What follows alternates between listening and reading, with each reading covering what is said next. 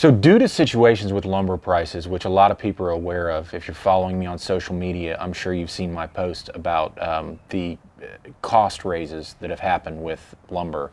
I know a contractor in New Jersey that's now paying $102 a sheet for plywood. So our initial plan in this house was to use an LVP product, which is a luxury vinyl plank, which is real thin. But these floors are so unlevel that we would have to put 3/4 inch subfloor, which is plywood, on top of this existing subfloor to level it out enough to make that LVP sit right. Well, when we do the cost analysis of what it's going to cost for subfloor, for glue, for labor, we can actually go down with 3/4 inch hardwood oak floor and finish it for about 20% more. So that's what we're going to do in this job.